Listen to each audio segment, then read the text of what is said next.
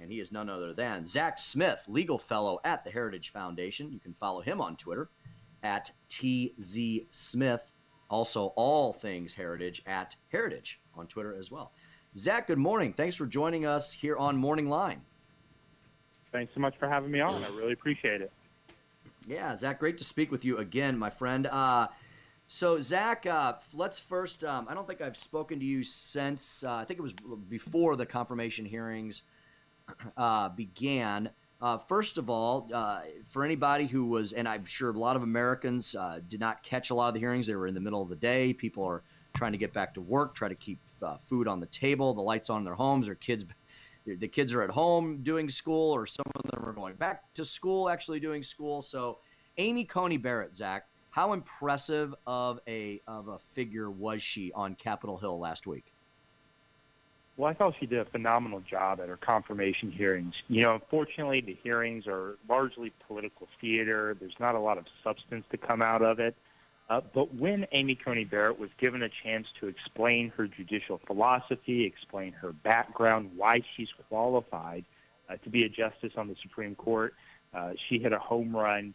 And I think as we're seeing, many Democratic senators really weren't able to effectively push back against her, couldn't really come up with any reasons why she should not be a Supreme Court justice. And I expect, hopefully, by the end of this month, she will be Justice Barrett. Yeah, Zack, she must have done such a fine job that even the Hollywood liberal elites and those in the media didn't even take any shots on her, much of anything after the process last week. She wasn't even made fun of on Saturday Night Live last week, Zack. So I guess she put up that much of a solid front. Zack, one thing that they kind of danced around, the Democrats did, it was something we expected them to delve a little deeper into. They probably looked at the polling like they always do on this issue and realized they need to back away, was this issue of Amy Coney Barrett's faith, her deep traditional Catholic Christian faith. However, right, Zack, there were some shots taken at her.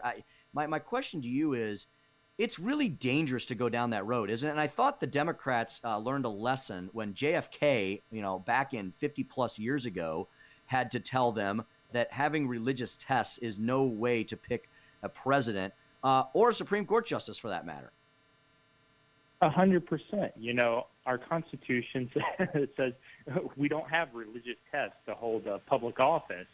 And so, unfortunately, in 2017, when she was up for her current position as a circuit court judge, we saw attacks on her religious faith. Dianne Feinstein told her the dogma lives loudly within you. And I think many of the Democratic senators saw that really backfired. It was distasteful to me, as I'm sure it was distasteful to many Americans. And so, fortunately, during these hearings, we really didn't see those attacks on her faith, on her personal beliefs. And again, to the extent she was allowed to answer and give a defense of her judicial philosophy and her qualifications, she did an outstanding job.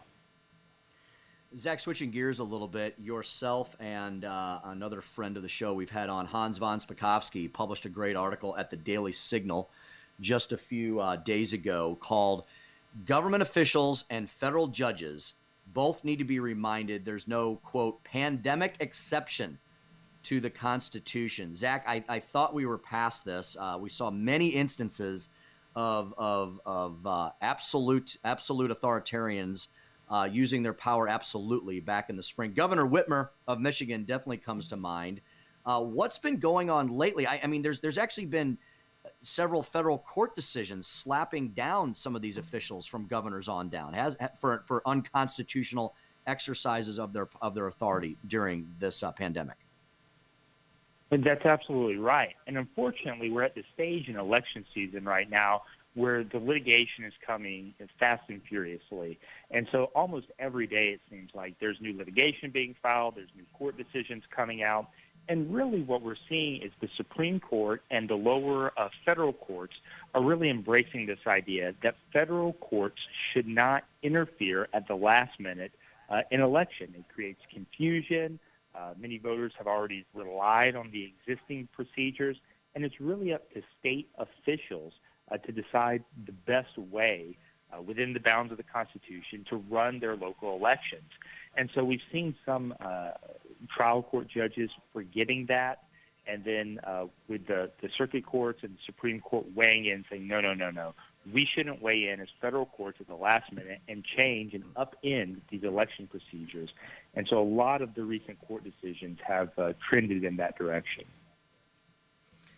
Yeah, we're speaking to Zack Smith, a legal fellow in the Meese Center for Legal and Judicial Studies at the Heritage Foundation, at TZ Smith or at Heritage, for all of their material.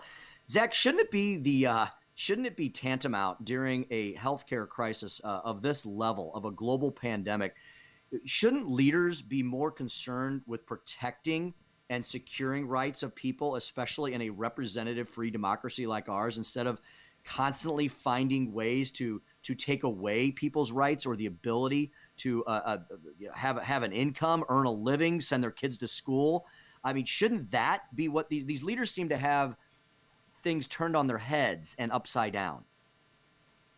Well, you would certainly hope so, and unfortunately, we've seen, just like you were mentioning, we've seen a lot of governors really pushing their powers to the extreme. And so it is refreshing when we've seen these court decisions coming down, reminding officials, reminding governors, judges, legislators that there is, the Constitution doesn't have a pandemic exception, and it's really during times of crisis that our constitutional protections are the most important. And so, unfortunately, we've seen a lot of officials forget that, a lot of officials really trying to push the envelope in a lot of ways. And federal courts are starting to step in and say, no, that's inappropriate. The Constitution still applies, and we must protect the rights of our citizens. Zack, there's many pundits and commentators who constantly say that the notion of election fraud is something that's been completely concocted by folks on the right, by Fox News, by other networks like it, by folks over at Heritage. And what do you say about that? Because I've actually looked at all of Heritage's work, and you've actually created over at Heritage an election fraud database. Zack, voter fraud, the attempt to attack the integrity of the electoral system, it's not a figment of our imaginations, is it? No, absolutely not. And, unfortunately, recently there have been several attacks on the voter fraud database that Heritage has compiled. PBS Frontline ran a story attacking it. USA Today ran a story attacking it. And I encourage everyone to go to Heritage's website, read our response to those attacks against it. But the voter fraud database contains verified instances of election fraud. And these are instances where there was either a prosecution or some type of civil fine was levied or a civil decision overturning election results. And so, this is not a problem that is made up or, it's just kind of a boogeyman used to try to, influence or scare voters. And, I think it's part of what's driving a lot of the concern behind this push for universal mail-in voting.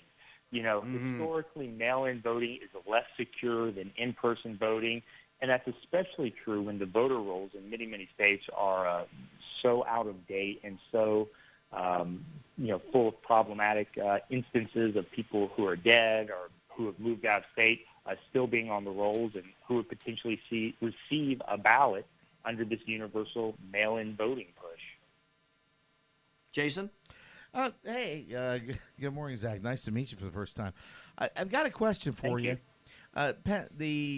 There was a ruling that came down. The Supreme Court ruled 4-4, which of course we all know is just basically a push on a case out of Pennsylvania where the Pennsylvania Supreme Court allowed them to count 3 extra days after the election for ballots that are going to be mailed in. Are you seeing a push by those on the left to try to get cases through the federal court right now, knowing they've got a 4-4 at the Supreme Court, and if they can just get that win at the lower court, it's going to be basically a push at the Supreme Court and they're going to win? Well, unfortunately, this case you're talking about, it's another instance where Chief Justice John Roberts sided with the court's liberal members. And so, 4 conservative members of the court, Thomas, Gorsuch, Alito, and Kavanaugh, would have voted to basically take up the case, since Pennsylvania's courts have allowed this extra 3 days. There is a push to file a lot of emergency motions right now, but I think this really highlights why it's so important to get Amy Coney Barrett confirmed, get a full 9-member court that's ready, willing, and able to hear a lot of these election-related disputes, because unfortunately, we've seen a lot of litigation in the lead up to the election. I anticipate that, this will look like a little amount of litigation compared to what's likely to come afterward. And so I think it is important that there are full 9 justices on the court. And if Mitch McConnell's right, if he can get Amy Coney Barrett confirmed next Monday, that's a good thing for our nation. That's a good thing for the court. Hey, Zach, last question for you. And we've been speaking to Zack Smith, who is a legal fellow over at the Heritage Foundation. Zach, why is the number 9 such a good number for the court? I mean, it's historic. It goes back to the early mid-1800s. And so why is 9 a good number, number one? And number two, why is this notion of court packing that has been floated by the left so dangerous to the Supreme Court and to our Constitution in general?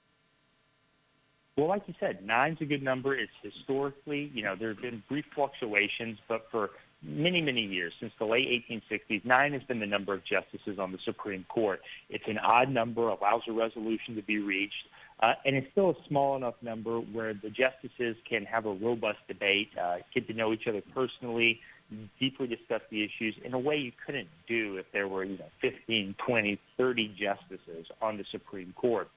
And this notion of court packing is so dangerous because it really undermines the legitimacy of the court system.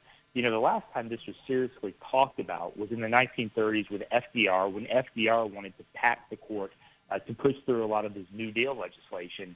And when FDR proposed that, his own party pushed back and said, no, we're not going to do that. This is a terrible idea.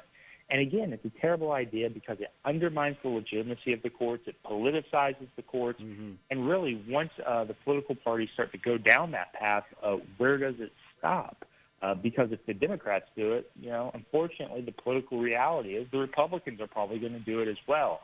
And so it's just dangerous. It politicizes the courts, and it undermines the confidence that we can all have in a fair, impartial court system to resolve our disputes.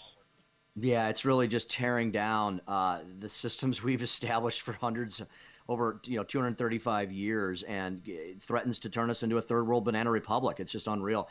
Zack Smith, thank you so much. The article is at dailysignal.com. It's government officials and federal judges both need to be reminded there's no pandemic exception to the Constitution. Follow everything related to Zack and Heritage at TZ Smith or at Heritage on Twitter. Zack, thanks so much for the great info and the commentary. We appreciate the analysis. We'd love to have you back on again soon.